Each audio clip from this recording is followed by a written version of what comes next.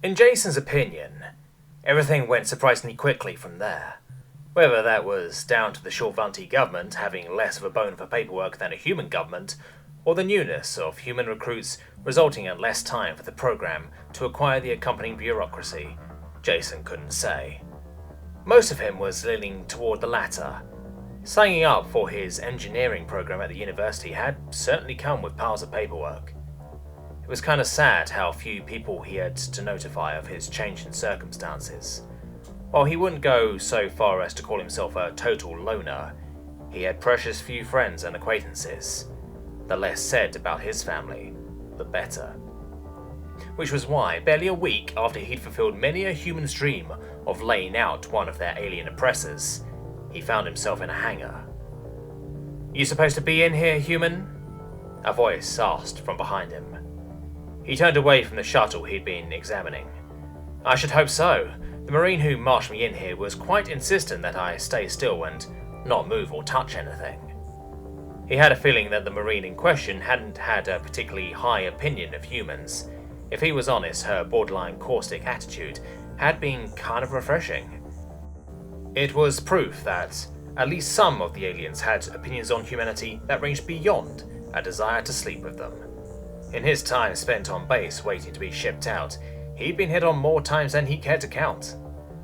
To be fair, he recognized that the idea that all Shorvanti were horn dogs was probably an unfair generalization on his part. He was dealing with soldiers who'd been stationed on Earth for months, with nary a male of their own species in sight. It wasn't particularly strange that many of them were pent up, as it were, and looking for a fling with a native. A fact likely not helped by the fact that humans, male and female, had a similar morphology to Shorvanti males. As he thought on the strange similarity between their races, his eyes roamed over the pilot who had just entered. She was in every way that mattered, a classic example of a Shorvanti female.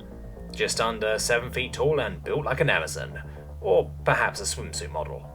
Her lilac skin glistened under the hangar lights, and her race's iconic long black hair fell like a waterfall as it fell behind the long pointed tips of her ears and down her neck. In truth, the face was the only place where the alien truly began to differ from a human, albeit even there, not greatly. The black sclera of her eyes made the golden rings of her iris stand out all the more on her broad features, while the small tusks that jutted from the corners of her mouth likewise only emphasized the blue of her lips. Lips that twisted into a smirk as she realized he was staring, forcing him to rapidly avert his gaze. The black jumpsuited alien said. "I guess that makes you the recruit I'm ferrying then. Kinda stupid of me in retrospect, given that this is a human world, but I wasn't expecting a native." She stepped onto the ramp of the bulky, angled craft. "Alright, kid, hop into one of the seats and strap in. Might feel a bit odd when the seats morph to your dimensions, but don't squirm too much and they should end up comfy enough." Jason froze. "We aren't waiting for anyone else?" The alien slapped her flight helmet on before shaking her head, a curious gesture that crossed the species divide. "My orders say just you. Ferrying you up to a frigate we've got in system. Where you go from there, I don't know. Probably the Crucible." Trying to shake away the numbness that had stolen over him, he clambered up the ramp after her. "The Crucible?" "Big training facility on Horizon. Trust me, you'll love it. Or maybe not. The girls will definitely love you, though. The lucky bitches. Wish we had had a guy in my training cadre." Jason frowned as he clambered into a seat and she passed through a partition and assumingly into the cockpit. He was getting real tired of this. Humans were a proud and noble race. They were not the green-skinned space babes of the universe. Jason could admit that he would have liked to get a decent view of the ship. Even if the circumstances that had brought him aboard were less than ideal, as an engineer, the fact that he was on a genuine FTL-capable starship was all kinds of awesome. Unfortunately, he barely got more than a single glance at the hangar before a pair of black, armored Shorvanti were hustling him out and through dozens of nigh-identical metal hallways. A fairly uncomfortable proposition given their relative size differences. He survived though, and it wasn't long before he and his silent escorts were standing before an ornately dressed Shorvanti in a yellow jumpsuit, sat on a very fancy chair, dozens of terminals and technicians working in rows behind her. She had sigils denoting her rank, but he had not a clue what they meant. Still, it didn't take a genius to realize that this was the bridge, and Jason was in front of the captain. "You're going into a cabin for the duration of the trip," she said without preamble, the golden hoops through her short tusks ringing with the movement of her mouth. "Food will be delivered to you punctually at mealtimes. You will not leave that cabin. After this meeting, I don't want to see you or hear from you." With a horde of black garbled mooks behind him and a very stern military woman in front of him, there was little he could do but nod. Certainly he could have made some quip, but there was a fine line between retaining one's pride and deliberate self-sabotage. Like it or not, he was here. On a military vessel, and ostensibly a member of said military. He'd signed the dotted line agreeing to that. Jason knew he was many things, but he wasn't actively a liar. He'd said he would serve his term as part of the Imperium, and that was what he would do. He would play the game, and he would play it to the best of his ability. "Yes, ma'am." The alien seemed surprised by his acquiescence. "I tell you this now, I don't care for High Command's pet project. It's all too rushed.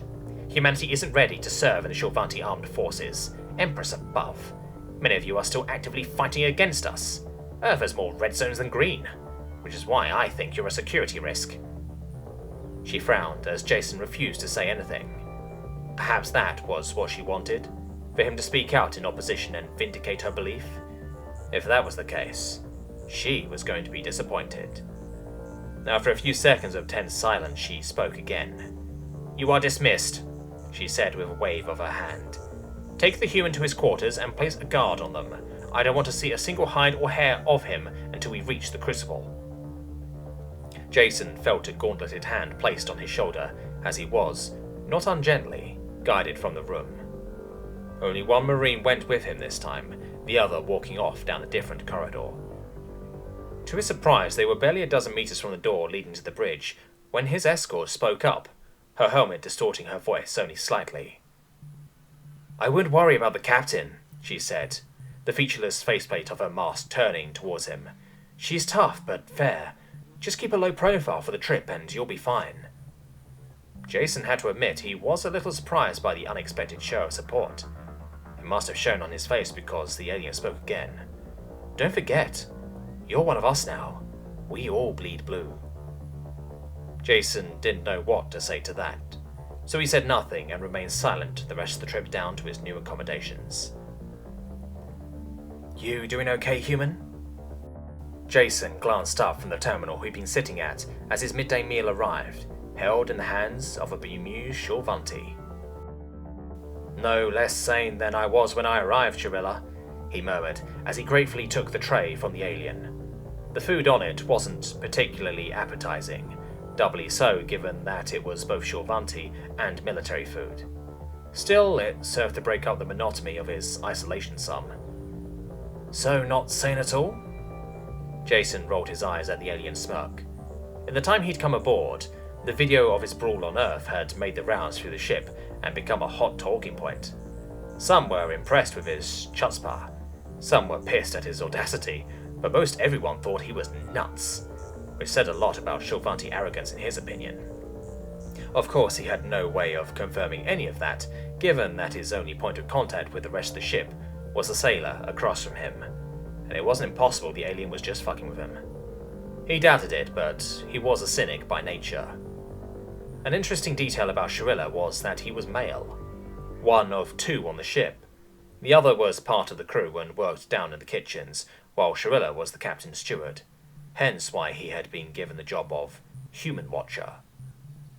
Jason didn't mind. It sure as shit beat having a silent marine standing outside his door at all hours. The human-sized male had a fairly wicked little sense of humor, and was easy enough to get along with. As the human spooned purple mush that vaguely tasted like boiled yams into his mouth, he found his eyes glancing over the alien standing in the doorway.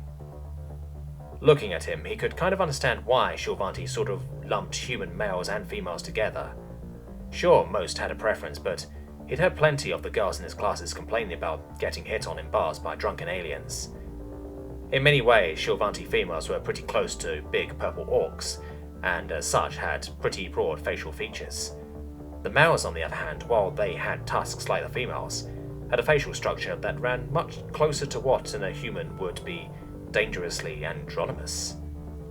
Hell, if you took Sherila, removed the tusks, gave him contacts, and sprayed him something other than a purple, he could pass as a reasonably attractive human woman.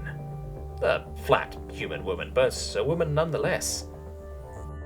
I'd heard that the males of Earth had rapacious appetites, but I didn't put much stock in it, the alien observed, putting one finger to his chin. Now though, now I can see it. Jason almost spat out half-masticated food. Why would you say that? He coughed, pounding his chest. The alien's lips tilted into a teasing smirk. You're looking at me like a Marine that's just spent 6 months in deployment in the icebox. Trying to get his breathing under control after nearly sending solid chunks of food into his lungs, Jason managed to direct a teary-eyed glare in the alien's direction. Don't you start, he grunted.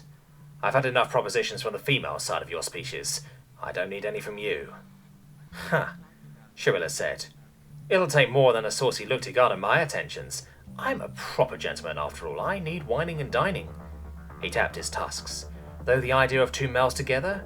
How delightfully decadent. I suppose such is to be expected from a human. Jason rolled his eyes as he put the now empty tray on the side. He might have been offended, but he knew the alien was just teasing. Like most of his race, he seemed to delight in getting under Jason's skin. You hanging around here just to shoot the shit, or did you have something to tell me? Shoot the... Why would you... The alien shook his head. I do in fact have something to tell you. We should be coming out of phase any minute now, and I was curious to know if you would like to see the crucible as we come in. Jason's head shot up. Wouldn't that be going against the captain's very explicit order to not leave this cabin? You'll be leaving anyway. She wants you off the ship as soon as we're within range of Horizon, so you'll be heading to the hangar in a minute anyway. Despite himself, Jason was excited to see the planet where he'd be spending the next few months. The circumstances that had brought him here were certainly less than ideal, but damn it all, he was in space. Barely a few years back, the very idea would have been dismissed as impossible for the average person, but here he was. Sure, he said, trying to downplay his excitement. From the amused twinkle in Shrila's eye, he wasn't entirely sure he succeeded, but the alien didn't comment on it as he stepped out of the doorway. The pair drew curious looks as they strode through the halls of the ship. To be honest, Jason was a little surprised that he didn't have a marine escort, given how paranoid the captain had been when he'd first come aboard. Perhaps 3 days without incident had allowed the woman to calm down. Or perhaps Shrila's presence was deemed sufficient. For all that the ship's steward was fun, affable, and less physically imposing than a female, he was still a member of the Shilvanti military. The sidearm at his waist wasn't there just for show. The patient claw will be coming out of FTO in 30 seconds. All personnel, brace for emergence. This time, Jason didn't need to be told like he did when they first entered phase. He immediately gripped onto a nearby handhold as Sherila did the same. The resulting shudder wasn't anything earth-shaking, barely more than a light shift in the gravity of the ship. Still, if you weren't expecting it, someone could easily get knocked on their ass. Right, Sherila said, letting go of his own handhold as the bizarre sensation passed to continue on. It's down this hall, the entrance to the auxiliary hangars. The area they'd stopped in looked little different from any of the other drab hallways they'd walked down, save for a pair of large, heavy-duty doors and a glass viewpoint that showed the endless blackness of space outside. That's not a window, is it? Jason asked, mind-boggling at the wastefulness of the notion. No, Sherila laughed. The hangar's on the other side of this wall. This screen's connected to a camera on the exterior of the ship. Jason nodded. That made a little more sense. He was about to speak when the view from the camera shifted and he found the words tumbling away from him. It was an exhilarating, depressing, and terrifying sight. Dozens of Shilvanti capital ships hung in the void of space, surrounding a single, massive, donut-shaped space station, Each of those ships had swarms of support craft surrounding them in turn. The sheer scale of it all boggled the mind. Each of those massive ships must have been the size of a small town, while the station itself probably held the population of an entire city, if not more. Almost against his will, his eyes tracked down to the planet the station orbited. They were currently facing the night side of the world, and he could see light spread out across the surface in densities easily the equivalent of Earth. Just one of the many inner sphere worlds that made up the Shorvanti Imperium, each with populations equivalent to or exceeding Earth's. An amazing sight, isn't it? Sherila asked, pride on clear display. Jason just nodded, a complicated feeling churning in his gut. How was Earth ever to be free if that was what it was up against? Did it even want to be free if that was the kind of power it took to stand alone in this universe? Jason didn't know, and to be frank, he didn't want to know. Let someone else worry about Earth. He had his own problems. Can you tell me which shuttle I'm getting on? He asked tonelessly. So this is a human, huh? A Shorvanti murmured from behind a massive wooden desk. I think I can see what all the fuss is about. Jason had no idea what the woman's rank was beyond high. Her age and fancy uniform told him that much. His knowledge of the Shorvanti rank structure began at private and ended at captain, or what the internet had told him was the rough Shorvanti equivalent to those roles. He didn't know whether her words were a prompt for him to speak, and so he didn't. Better to be silent and thought a fool than open his mouth and remove all doubt. Certainly a different thought process than his usual approach to things, but being stranded on a planet who knew how many light years away from everything you'd ever known had a way of reshuffling one's priorities. At the minute, assuaging his own ego ranked pretty low on that list. They're rushing things, the other slightly less fancily dressed and younger Shorvanti said from where she was standing in the corner of the room. Getting excited about a new toy and putting politics before common sense. The first Shorvanti seemed amused. You disagree? The other alien shook her head. I'm a soldier. I'll do as I'm told. You just think that arming and training a people we subjugated less than a decade ago is a boneheaded idea? The senior said, prompting a nod. Well, I agree. She turned to level a stern stare at Jason, who'd been slowly wondering if he was supposed to be present for this conversation. Unfortunately for all of us, I'm a soldier too. If the matriarchs tell me to wrestle a Turox, I ask which one. And today, recruit, you are my Turox. Jason had to resist the urge to shuffle uncomfortably, not just from the woman's intimidating glare, but from the fact that those were her first words directed at him. I'll say this now. Despite my reservations about this program as a whole, they have no bearing on you as an individual. Until you give me reason to think otherwise, you're just another recruit to me. I don't care where you came from, I don't care how you got here.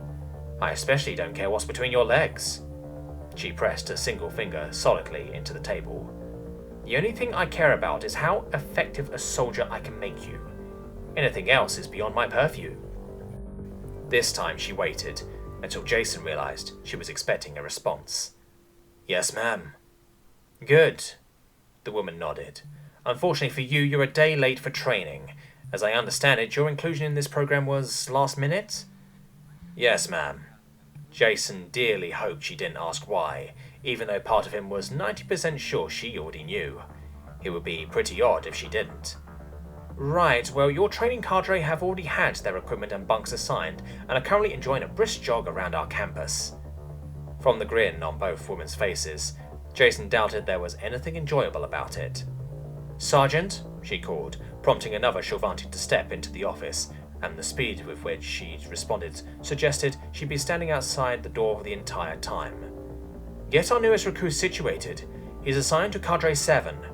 Logistics is dragging his feet, so we don't have any kits specifically for humans, but I imagine a kit for males will suffice for now. I'll get it done, ma'am.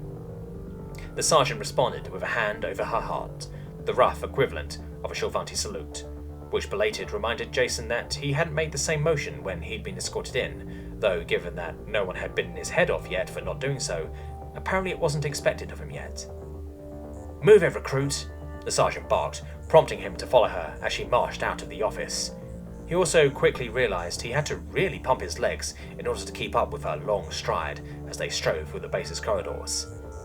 If anything, his presence drew more stares from passing Shulvanti than it had on Earth. He didn't get much time to dwell on it, though. "I said move it, Pinkskin. You aren't in the civvies anymore, recruit," she chastised as he followed along behind her. "When you serve the Imperial Empress, you are expected to move with some goddess damn purpose." Jason felt his heart sink as the woman continued to berate everything about his pace, form, species, gender, height, and stride, all without breaking her own.